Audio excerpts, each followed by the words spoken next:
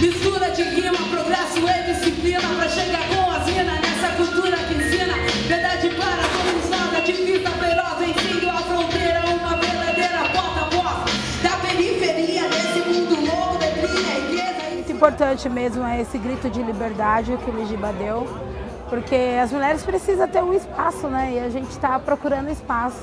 E só de fazer suas letras, suas rimas, seus desenhos, suas danças, suas falas, sua cantoria. Poder que Deus nos emite, abençoado seja a consagra, seu testemunho que resulta sua, pois o Supremo que decide.